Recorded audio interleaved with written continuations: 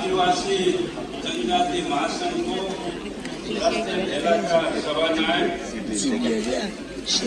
मंचमा आसीन विशिष्ट अतिथिगणहरू राष्ट्रिय भेलामा देशका विभिन्न भागबाट उपस्थित हुनुभएका सम्पूर्ण आदिवासी दाजुभाइ दिदीबहिनीहरूमा मेरो सर्वप्रथम हार्दिक अभिवादन छ। आज हामी एउटा विशिष्ट परिस्थितिमा आदिवासी जनजातिहरूका अगुवाहरू यहाँ केन्द्रित भएका छौँ र यो विशेष ऐतिहासिक भेलामा देशले इतिहासले हाम्रो सामुन्ने जुन चुनौतीहरू खडा गरेको छ आदिवासी जनजातिहरूको मुक्ति अभियानमा ती चुनौतीहरूको सामना भएका छौँ। यसै पनि यो देशको निर्माणमा देशको राजनीतिक परिवर्तनमा आदिवासी जनजातिहरूको धेरै महत्त्वपूर्ण योगदान छ। हजारौं आदिवासी जनजातिहरूको बलिदानबाट नेपालमा एउटा युगान्तकारी परिवर्तन भएको छ र शताब्दीदेखि एकतन्त्रीय व्यवस्था राजतन्त्रको अन्त्य गरेर हामीले संघीय लोकतान्त्रिक गणतन्त्रको स्थापना गरेका छौँ। यो ऐतिहासिक उपलब्धिमा निश्चय पनि जनजातिहरूको पनि महत्त्वपूर्ण योगदान छ र यसको श्रेय आदिवासी जनजातिहरूलाई पनि जान्छ। अब हामी सामाजिक परिवर्तनको एउटा नयाँ युगमा नयाँ चरणमा प्रवेश गरेका छौँ। आदिवासी जनजातिहरूको समस्यालाई अब हामीले पुरानै तरिकाले हामीले समाधान गर्न सक्दैनौँ।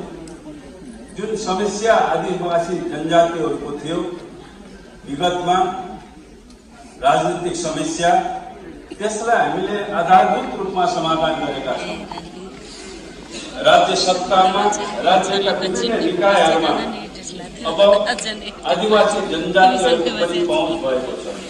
यहाँका उत्पीडित समुदायहरूको लिङ्गहरूको क्षेत्रहरूको र वर्गहरूको राज्य सत्तामा पहुँच भएको छ। हाम्रो संविधानले त्यो कुरालाई सुनिश्चित गरेको छ। राज्यका विभिन्न निकायहरूमा निर्णय गर्ने निकायहरूमा आदिवासी जनजातिहरूको पनि समावेशी र समानुपातिक प्रतिनिधित्व चाहिँ हाम्रो संविधानले सुनिश्चित गरेको छ। अब हाम्रो अगाडि नयाँ कार्यभारहरू आएको छ। एउटा अन्तर्विरोधहरू हामीले समाधान गरेका छौँ र अर्को अन्तर्विरोध समाधान गर्न बाँकी छ। अझ पनि आदिवासी जनजातिहरूको अवस्था पिछडिएको छ। उनका आर्थिक भौतिक सांस्कृतिक अवस्था पछि परेको छ, पछि पारिएको छ। त्यसैले आजको आदिवासी जनजातिहरूको अबको लक्ष्य भनेको समृद्धि हासिल गर्ने हो। यो समाजमा एकातिर मुठ्ठीभर समृद्ध तबका छ भने अर्कोतिर बहुसंख्यक दरिद्रहरूको समुदाय छ र त्यो समुदायभित्र आदिवासीको संख्या नै सबैभन्दा ठुलो संख्या छ। आजको आदिवासीहरूको अभियानको आन्दोलनको उद्देश्य भनेको हामीले समृद्धि हासिल गर्ने हो। समाजमा भएका साधन स्रोतहरूमाथि चाहिँ मुठ्ठीभरको मात्रै पहुँच नहोस्, तिनीहरूको स्वामित्व नहोस्, उनीहरू मात्रै समृद्ध नहुन्। त्यहाँ लाखौं करोडौं जनसमुदायहरू जो आर्थिक भौतिक दृष्टिकोणले पछि पारिएका छन्, पछि परेका छन्, दरिद्र छन्, उनीहरूको पनि पहुँच होस् र उनीहरू पनि समृद्ध हुन् र त्यो समृद्धिलाई मात्रै ती बहुसंख्यक जनताहरू, ती आदिवासीहरूले सुख प्राप्त गर्न सक्छन्। त्यसैले सरकारले हाम्रो पार्टीले आजको राष्ट्रिय आकांक्षा, राष्ट्रिय लक्ष्य उद्देश्य भनेको समृद्ध नेपाल र सुखी नेपाली को स्थापना गर्नु हो। त्यस्तो किसिमको नेपाल, त्यस्तो किसिमको समाज स्थापना गर्नुहोस् र त्यसलाई हामीले भनेका छौं समाजवाद। समाजवादले मात्रै उत्पीडित समुदायहरू, वर्गहरू, जातिहरू, लिङ्गहरू र ती क्षेत्रहरूको समस्यालाई समाधान गर्न सक्छ, उनीहरूलाई समृद्ध बनाउन सक्छ। समाजवादको दिशामा जातीय, लिङ्गीय, वर्गीय आन्दोलनहरूलाई अगाडि बढाएर मात्रै हामीले आफ्ना आकांक्षाहरू हामी पूरा गर्न सक्छौँ। त्यसैले हामीले आफ्नो लक्ष्यप्रति, हाम्रो उद्देश्यप्रति हामी स्पष्ट हुन जरुरी छ। हाम्रो आन्दोलनको लक्ष्य के हो, हामीले कुन दिशातिर हामी अगाडि बढ्ने हो, त्यो दिशा स्पष्ट हुन जरुरी छ। प्रवक्ता मित्रहरूले भनिसक्नु भएको छ, उद्घोषकले पनि भनिसक्नु भएको छ कि आदिवासीहरू यो देशका पिछडिएको समुदायभित्र पर्छ। आर्थिक दृष्टिकोणले, सांस्कृतिक दृष्टिकोणहरूले उनीहरू पिछडिएको अवस्थामा छन्। त्यसैले उनीहरूलाई अगाडि बढाउनको निम्ति, उनीहरूलाई पनि समृद्ध बनाउनको निम्ति, उनीहरूको संस्कृति, उनीहरूको परम्परा, उनीहरूको धर्मको पनि रक्षा र त्यसको चाहिँ पनि विकासको निम्ति आज हामीलाई नयाँ कार्यदिशा, नयाँ कार्यक्रम, नयाँ आन्दोलनको आवश्यकता छ, नयाँ दिशाको आवश्यकता छ। मलाई विश्वास छ यो राष्ट्रिय भेलाले अब आदिवासी जनजातिको आन्दोलनको सही दिशा निर्धारण गर्नेछ। यसले सही कार्यदिशा, कार्यक्रम चाहिँ निर्धारण गर्नेछ भन्ने मैले विश्वास लिएको छु। अब यो राष्ट्रिय भेलाले निर्माण गर्ने नेतृत्वले आदिवासी जनजाति आन्दोलनलाई यसै दिशामा नेतृत्व प्रदान गर्नेछ जसरी हिज राजनीतिक अधिकारको निम्ति, राज्य सत्तामा आदिवासी जनजातिहरूको पनि पहुँच पुर्याउनको निम्ति यो संगठनले जुन ढङ्गले सही नेतृत्व प्रदान गर्यो, आगामी अब आन्दोलनलाई पनि यसले सही ढङ्गले नेतृत्व प्रदान गर्नेछ र सही दिशा र कार्यक्रम यसले निर्धारण गर्नेछ भन्ने मैले विश्वास लिएको छु। आज समाजवादको दिशामा आदिवासी जनजाति आन्दोलनको मार्गमा बाधा उत्पन्न भएको छ, बाधा उत्पन्न गरिएको छ। त्यो फेरि नेपालमा राजनीतिक अस्थिरता उत्पन्न गरिएको छ। फेरि नेपालको राजनीतिक आन्दोलनमा, समाजवादी आन्दोलनमा, आदिवासी जनजाति आन्दोलनमा फुट सिर्जना गरिएको छ। त्यसैले आजको आदिवासी जनजाति आन्दोलनको अबको एउटा अर्को लक्ष्य भनेको फेरि यो आन्दोलनलाई एकताबद्ध गर्ने। त्यो चाहे राजनीतिक आन्दोलन होस्, कम्युनिस्ट आन्दोलन होस्, या आदिवासी जनजाति आन्दोलन होस्, या वर्गीय आन्दोलन होस्, त्यसलाई फेरि एकताबद्ध गर्न जरुरी छ। आज प्रतिगामीहरूले, समाजवाद विरोधी शक्तिहरूले, त्यस्ता तत्त्वहरूले यो आन्दोलनमा फेरि एउटा फुट पहिलाएका छन्। आज नेकपामा फुट पहिलाएका छन् उनीहरूले।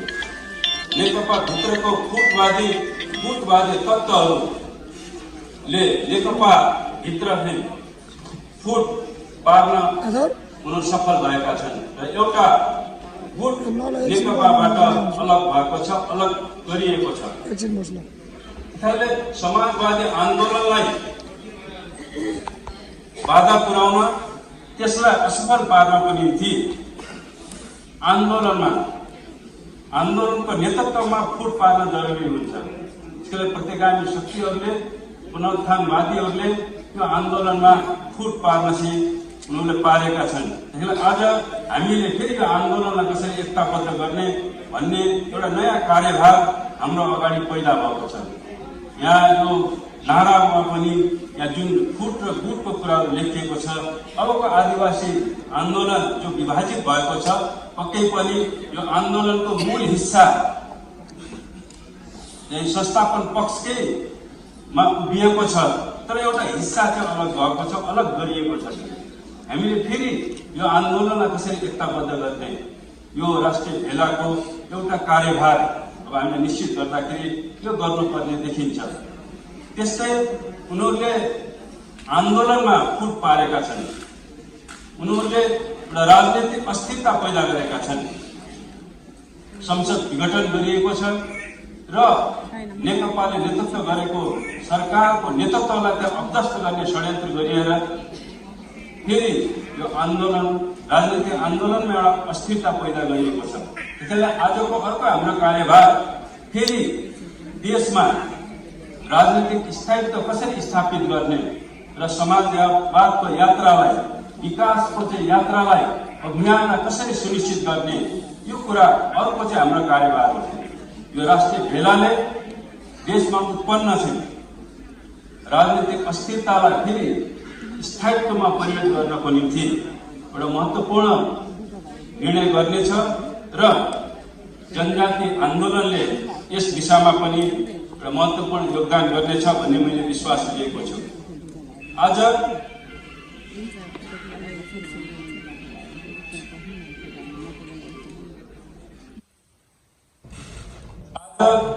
यो राजनीतिक अस्थिरता पैदा गर्नको निम्ति प्रतिगामी शक्तिहरूले, असरवादी शक्तिहरूले संसदको पुनर्स्थापनाको नारा लिएर अगाडि बढिरहेका छन्। उनीहरू पुरानो संसदलाई पुनर्स्थापना गरेर देशमा राजनीतिक अस्थिरतालाई उनीहरूले स्थायित्व दिन चाहन्छन् र त्यसलाई प्रतिगमनसम्म पुर्याउन चाहन्छन्। पुरानै सत्ता, पुरानै अवस्था, पुरानै व्यवस्थालाई पुनर्स्थापना गर्न चाहन्छन्।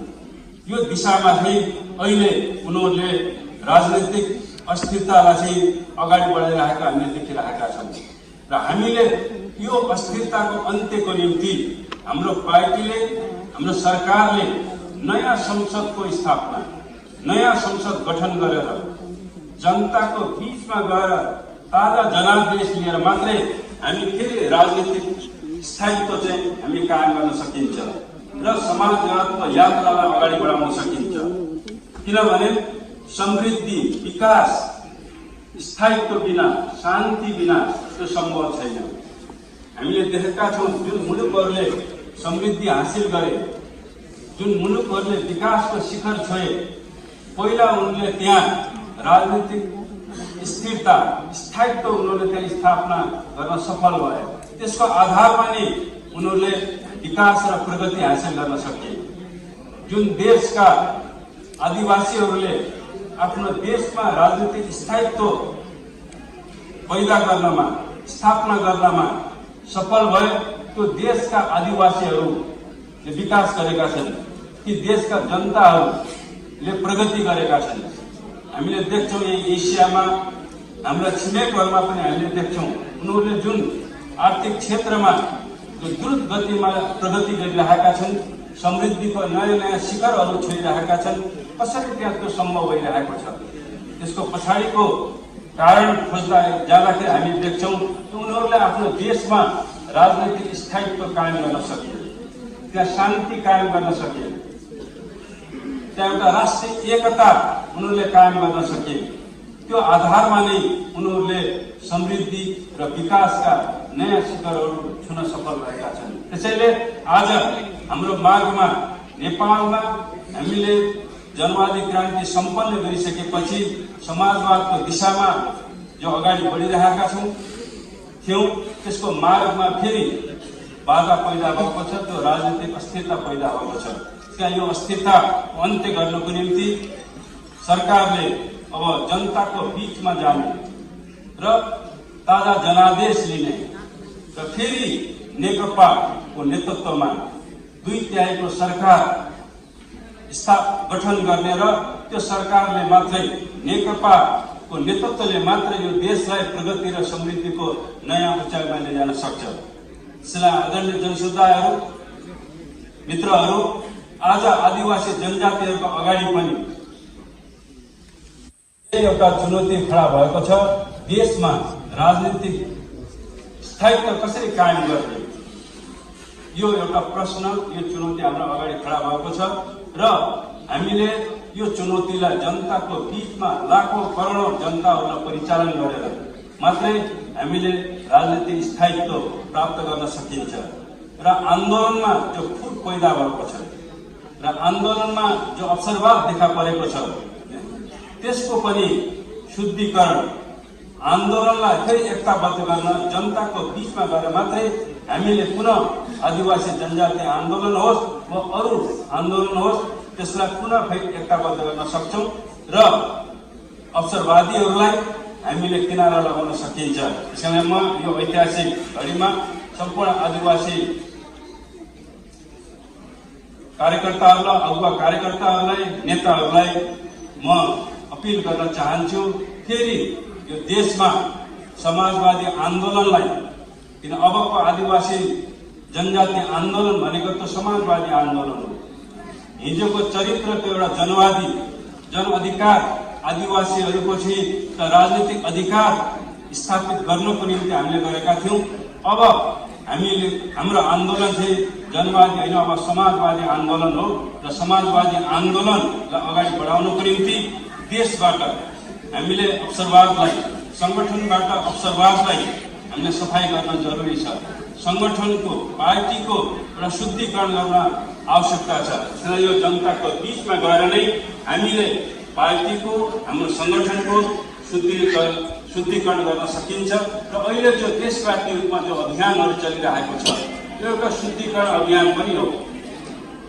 अहिले अवसरवादीहरू किनारा लाग्दैछन्, जनताले उनलाई किनारा लगाउँदैछन् र फेरि क्रान्तिकारीहरू, परिवर्तनकामीहरू फेरि एकजुट हुँदैछन्। त्यसकारणले हामीले यो अभियानलाई अगाडि बढाउँ र आगामी प्रतिनिधि सभाको निर्वाचनमा 165वटै निर्वाचन क्षेत्र अब आदिवासी जनजातिहरूको अब आन्दोलनका केन्द्रहरू। अब हामी ती 165वटै निर्वाचन क्षेत्रमा आदिवासी जनजातिहरूले अब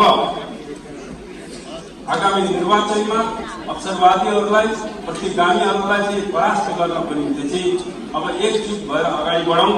म यो राष्ट्रिय भेलाको माध्यमबाट सम्पूर्ण आदिवासी जनजाति मित्रहरूलाई यो अपिल गर्दै र अन्तिममा यो राष्ट्रिय भेलाको सफलताको कामना गर्दै र देशव्यापी रूपबाट यो कार्यकर्ताहरू यहाँ आज केन्द्रित हुनुभएको छ।